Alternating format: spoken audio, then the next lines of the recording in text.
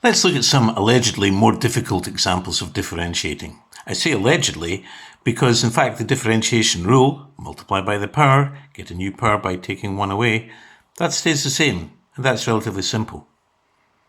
Ones that are a little bit more tricky, at least in appearance, well, we're just going to use our Nat5 skills to solve them. They're just put in mainly into the exam to try and catch you out. But because you're good at Nat5 and because you can do higher differentiation, you will find them fine. But here's some examples. This is on page 3 in your notes. We are not allowed to differentiate when we have a term on a denominator of a fraction. When their variable, the letter we wish to affect, is underneath, that's a no-no. But we've done Nat5, we've done indices, so we know we can rewrite this as still f of x, not differentiating yet, as I can bring this to the top.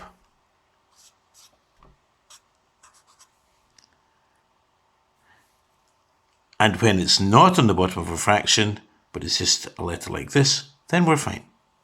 So now I can say f dashed x and differentiate negative 3 x, take away 1, x to the power of negative 4. Often that's acceptable. That's the question done.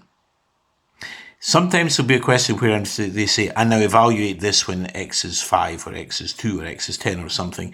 And you're thinking, well, wait a minute, I've got a negative. Or they may say, express this with your answer with positive indices. So you should, again, from your Nat5 knowledge, say, well, I know how to get rid of a negative sign on my power.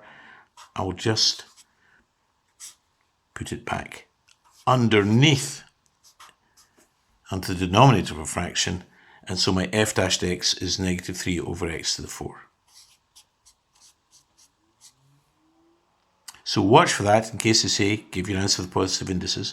If they don't, if they just say differentiate, and you happen to go from here to here anyway, right, you're not going to be penalized for that. In fact, even if you get to an acceptable answer here that the exam board are happy with, and then you make a little mistake as you go from this line to the next line, they call that a subsequent error to a correct answer, and you're not penalized anyway. So actually being able to go this way on to further, there's nothing to lose, except of course if you're a bit tight for time in the exam. Example number 2. Now some people are tempted when they get a question like this to say, well, I can differentiate the first bit, so I'll do my differentiate 2x to the power of 1, and then, and I'll just manipulate this to get it. Don't do that. First of all, get everything here, our two separate terms, both into forms that we're allowed to differentiate, and we're not allowed to differentiate with the x underneath. So first of all, I will say this equals, keep my 2x, don't differentiate it yet, bring this x to the 1 to the top, so that's going to be x to the negative 1. Remember the 2 is underneath and stays underneath. Or you could write it as a half x to the negative 1, same thing. This is good, but it's not finished. This, remember, is f of x, so we should really fill that in. Now we've still to go and differentiate. So 2x to the power of 1, 2x to the 0, and x to the 0 is just 1, 2 times 1 is 2. Remember, it's the same as gradient, and if I said, what's the gradient of y equals 2x, you'd say the gradient is 2. And on my second bit, minus, take away 1 from the power x to the negative 2 over 2. And again, should it be required in order to calculate, or because the question instructs you to, that is 2 take away, if I don't want the negative power here, bring it back underneath, 1 over 2x squared. That's my f dashed x.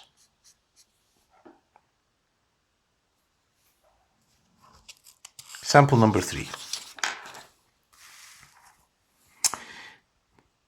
Similar to we're not allowed to differentiate if the x term is underneath, we're also not allowed to differentiate if it's under a square root sign. or indeed any root sign. So if it said cube root x, or fifth root of x squared, or something like that, if there's a root sign, we're not allowed to differentiate. But again, from what we know from indices, I can rewrite this as f of x equals x to the power of a half. Now I'm allowed to differentiate. So now we'll say f dashed x is a half. I'm going to write my x no lower than the middle.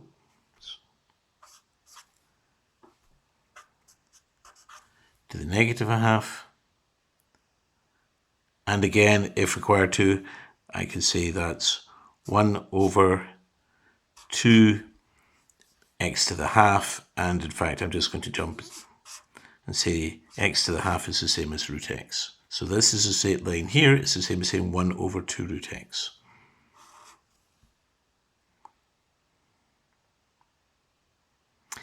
Let's add in a question 4.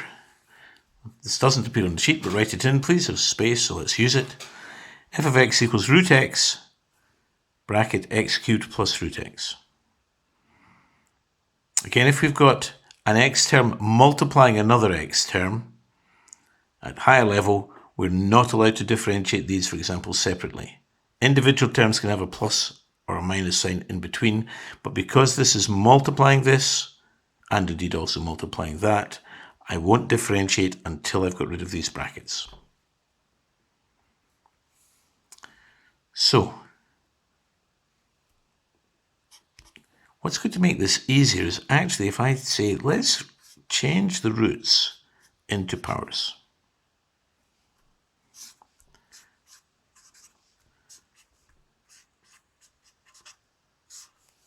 I know that square root is x to the power of a half.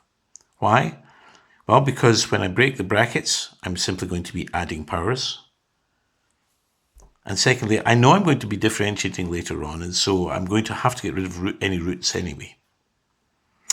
This is f of x. So now I have to break the brackets. X to the half times x to 3, adding the powers, as we say. Remember, we don't have mixed numbers as powers, so I'm not going to say this is x to the power of 3.5. I'm going to say it's a half plus 6 halves, 7 halves. Or to put it another way, x to 3.5, 3.5 is 7 over 2. So that's me multiplying the first bit. And a half plus a half, x to the power of 1.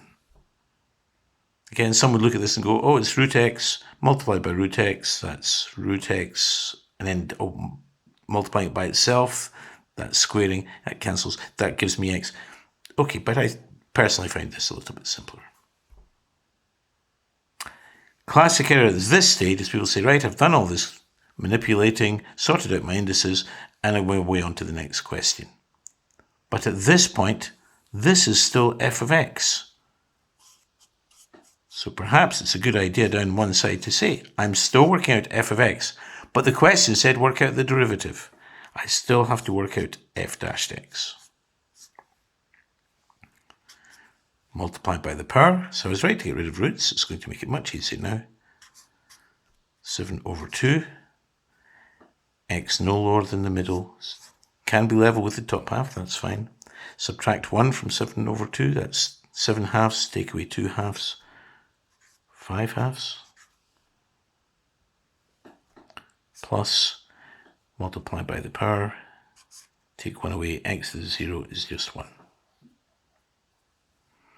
Again, if required, I could rewrite this as 7 over 2 and put this as square root of x to the power of 5, but I'm just going to leave it like that.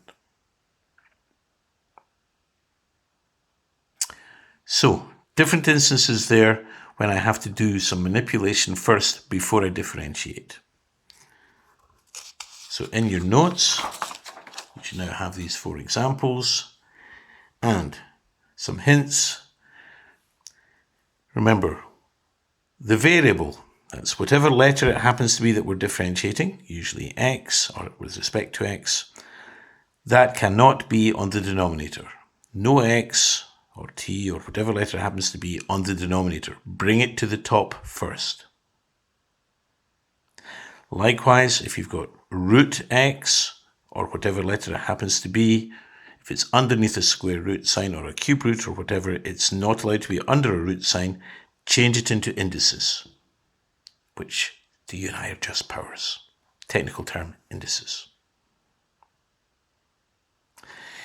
Also, if we have part of the question we can differentiate, but a second bit we're going to have to manipulate, don't differentiate the bit you can first and then start manipulating the other bit.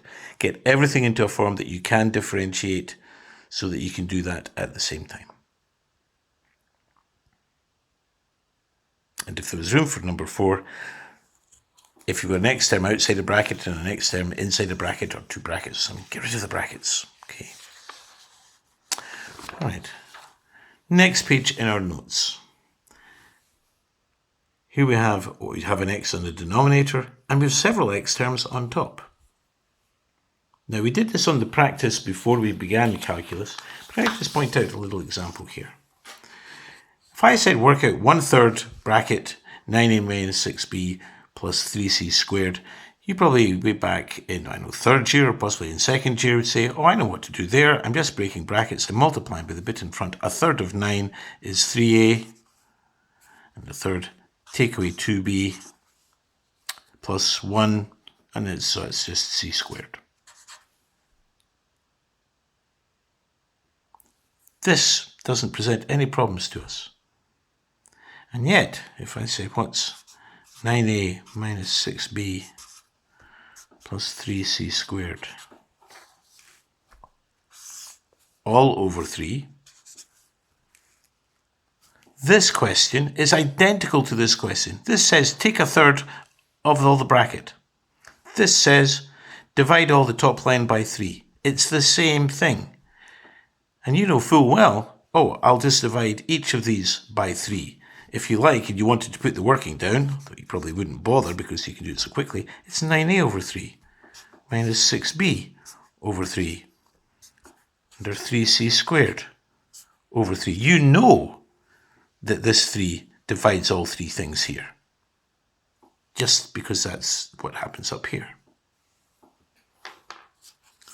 So actually, we are already familiar with the idea of in a question like this, a denominator, it's just like having this in brackets and this x underneath as 1/3 or 1/2 or something in front. It affects each thing. So that's how we know that our f of x here is x to the 4 over x. But it also affects the second bit. My 2x squared is therefore over x. And likewise, my plus 3 is also divided by x. Now I can tidy up. X to the 4 divided by x to the 1. Probably simplest to say subtract the powers. So this becomes x cubed plus 2x. And here you can either say it's x to the 0 on the top, take away x to the 1, or you can say I'm bringing my x to the power of 1 up to the top. Whichever way you think of it, you're getting x to the negative 1. Again, don't move on to the next question. This is us having worked out f of x. The question still said find the derivative. So we will now say f dashed x is 3x squared plus multiply by the power of 1, that's just 2.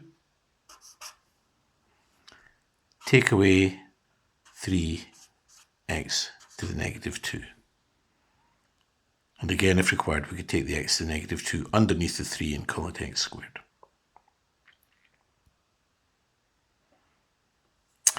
And last but not least, example number 2. Again, don't like this x with the roots. So, I've got a choice actually. I could say it's the bracket times the bracket. I'm probably going to do the roots bit first. So this is x to the half minus 1 over x to the half. While I'm at it, I could put it as a separate line of working, but why? It's squared, bracket times itself. So I'm just going to write it again. X to the half minus 1 over x to the half. Well, actually, before I start breaking brackets here, I'm going to say that's x to the half minus, bring this to the top, x to the negative a half, and then the same thing again.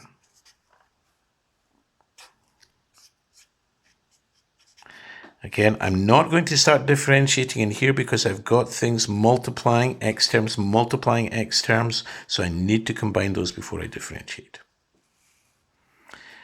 Now you'll have different ways for breaking brackets. Some will use the grid method, some will use FOIL, some will say everything in the first bracket times everything in the second, or whatever it happens to be.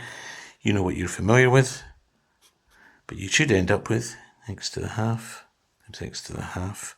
Half plus a half, that's x to the power of 1. Don't need to put the 1 in, but I will just illustrate. X to the half, take away x to the negative a half, oh, that's x to the 0. This one here also gives me x to the power of 0. And negative times negative plus x, add the powers, negative a half, negative 1. To tidy that up, what we have there is x to the 1 minus 1, because anything to the power of 0 is 1, minus 1, that's take away 2 plus x to the minus 1. And once again, we've done a whole lot of working here, and it's so easy to forget and move on to the next question. We still haven't worked out the derivative. The tricky bit was actually doing this manipulation. But you know how to break brackets, and you know how to deal with roots, and you know how to deal with x's on the denominator. So this is still all f of x.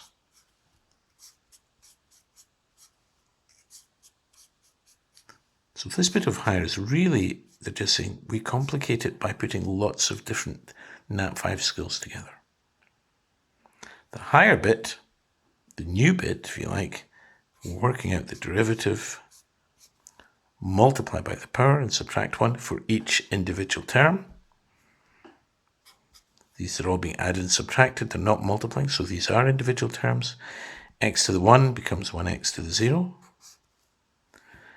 Minus 2, that just disappears. Minus x to the negative 2. And again, we should know that that's 1 over x squared. And so we're done.